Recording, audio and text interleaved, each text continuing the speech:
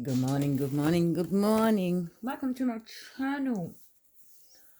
I just wanted to come on here and discuss what I use to make my covers, which I have explained it before, but I want to explain how I choose my papers at the same time. Now, this was a skirt, my skirt, and it no longer fits me, but it's got this beautiful canvasy fabric.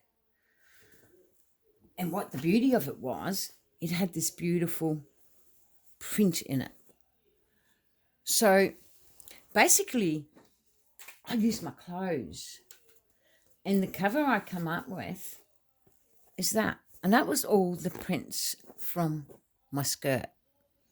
Now you can see the blinginess of it. I don't even have to do much to that. And that's a completed cover. I'll show you the papers I put in. Oh, no, I won't. I'm going to show you what I used first. And then I'll explain to you how I suggest you put them in. Get your ring binder books. They're real cheap.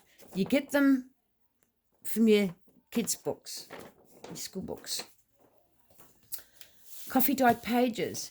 Now, if you don't want to go down that avenue, a lot of ladies, and myself included, especially if I want to use photos in my journal, will actually use butcher paper pad, or it's known by scrapbooking paper. And it's thick. It's got a thick consistency because you can use water paints on this, and paint. And it's tinted. And the beauty of it, this pad comes in 40 sheets, and they're about, I don't know, $3 or $4. And there's 40 sheets. Now, if you cut them, the A3, if you cut them in half, that will give you 100 pages. So for those who don't want to dye their pages for different reasons, especially if, like I said, if you're using photos, this is ideal paper to use. So that's for the people that don't want to dye their own paper. It's butcher paper. And you can actually make it look good with stamps, you know what I mean? And you can ink around the edges. So you can actually make butcher paper look attractive. And I will do some projects with it to show you what I mean. Otherwise, you use your various coffee dyed pages. Like I just pick out the ones I like. I alternate between different types that I dye. I dye with different techniques. So I pick out what I like, and they're my pages. Then I get, this is an old roadmap from many years ago. It's got old receipts and everything in it. And sometimes I might use a sheet of this as well. And I'll show you what I do to strengthen the edges of these pages because they are frail. I don't know how old they are. I'll have to look it up. Another good one is get a Collins Junior account book. Fantastic. Look at that. Graph paper. Or account book. Ledger paper. We call it ledger here, I should say. So, okay. Then I would choose, now these are all thrift store bought. I might choose that page there because I really like it. You know what I mean? I might do cutouts for my tags. So the good old magazine, the good old children's books that are near coming apart anyway, I tend to cut around them and use them up. I mean, look at that butterfly. Imagine that cut out and laid on a tag. So basically, I utilise books like this, and they're in my stash. The Ring Binders Theosaurus, I paid $1 for this from a thrift store. So I use that for my dictionary page. And I don't dye them all the time. Sometimes I do. Sometimes I just prefer them the way they are. This is an old book I paid $4 for. It's the Modern Pictorial World Atlas. It's a gorgeous atlas. I sometimes take pictures out of it. It's very old, and then it's got beautiful pictures in it. Look at that. It's just amazing. There is amazing stuff in this book. So I use that as well. You can use a cheaper version, World Atlas. There's the Reader's Digest. They're real big. I've actually got a couple of them that I do tear into. It's another book, the Brimfield book. I paid $2 for this, and I love it. Look at the things in it.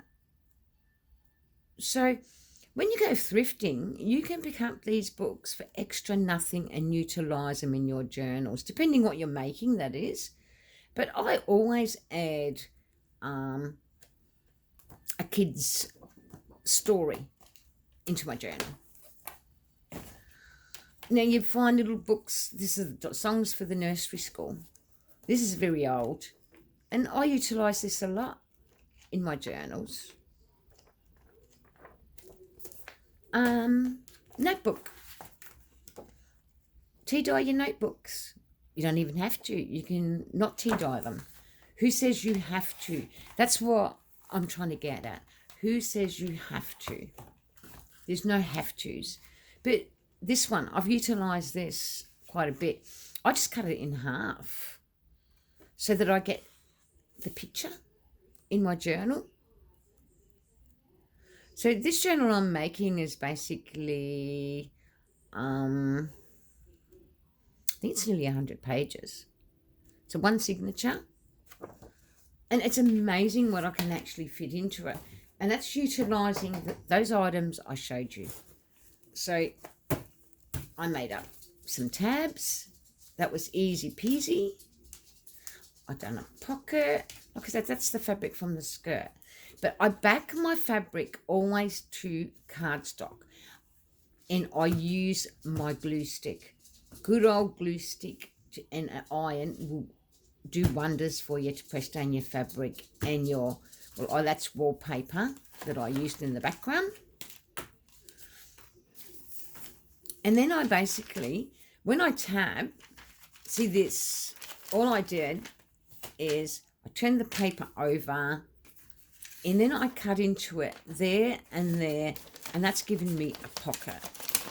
So I'm just basically giving you some quick ideas. So I tabbed every 6 pages, so I ended up with nearly 12 tabs.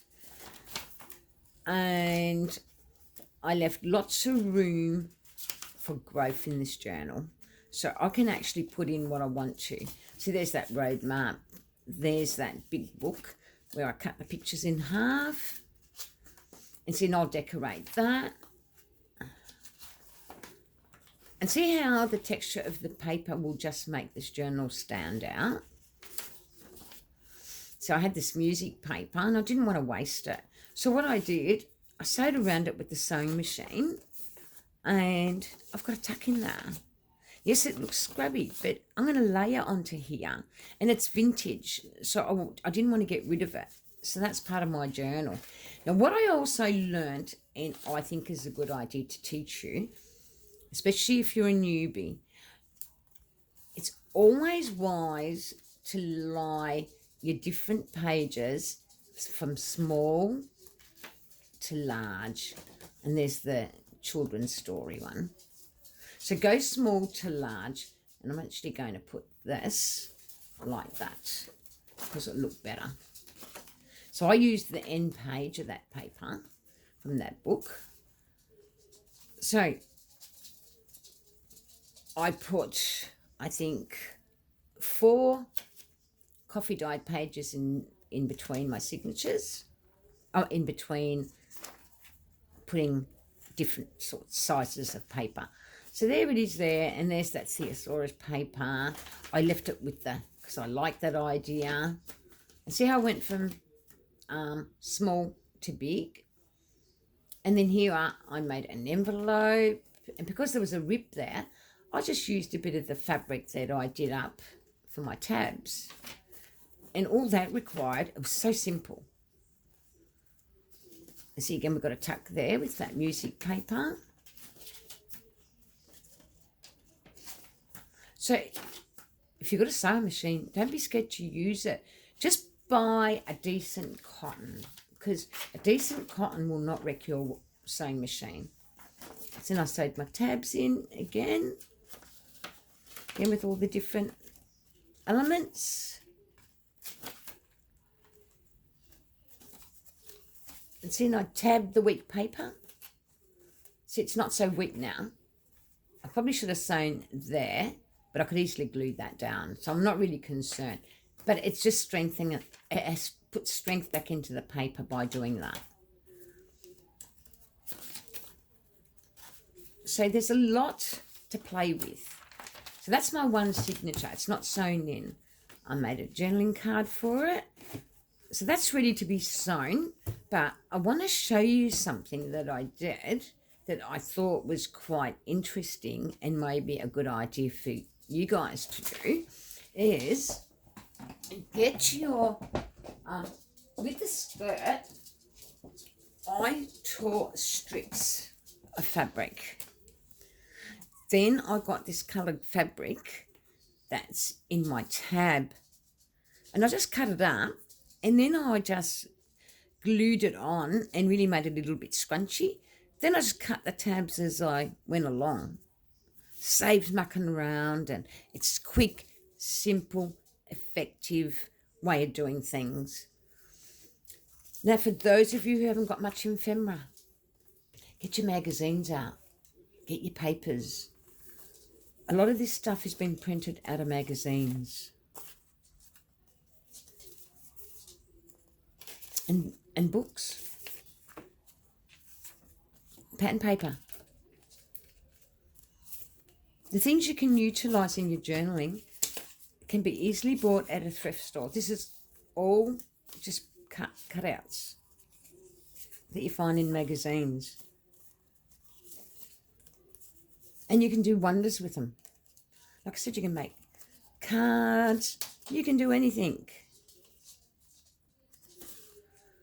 Another set of legs. So that will give you a starting point if you're a newbie. Like, you've seen me other videos that are actually got magazine cutout. And you can turn that into a beautiful journaling card. And I'll show you how to do that as we proceed with this book, because next on the agenda will be sewing the signature in, because I need to do that. But that's my method of how I start doing my one signatures. And like I said, this has got 26, let me think. This has got 98 pages front to back. So my traveller's note's got 96 pages front to back. So it's simple, easy technique. And I'll even show you, I'll have to pull out the video I've done on how I do these covers. And all I basically use is, let me see if I can find a piece. Well, I can't, but you know those old green file folders that they keep in the offices, the real old ones. That's all I use. And I get myself a cover. I utilise what's in my own home, basically my own skirt. I mean, look how pretty it is. It's all blinged up, and I mean, that journal's ready to go, ready for me to decorate, ready for me to stitch in the signature. If you've got a sewing machine, gosh, it's a bonus. So normally I will make sure that it is evenly set in my journal. So what I do before I do anything with this, I will make sure that they are pushed in correctly, and then I will pile a bunch of books on that. So by the time I get to it, that would have been sitting squashed down with books for a few hours. And then it's easier then to sew in the signature. And it'll give me a neat signature too. Because sometimes your folds, if you don't use a bone folder, And for those who don't know what a bone folder is, it is, where is it? I do this all the time. Like, bone folders are the best. But since I can't find it, what you do is use the back of your scissors and you get the paper and you just basically, that's about, you're folding it down. You're making sure it's got a good crease. See how the crease is pretty Fandango? But just make sure they meet end to end. That's all I do with my pages. But I find sitting a bunch of books on them for a few hours before they get stitched together, that it works.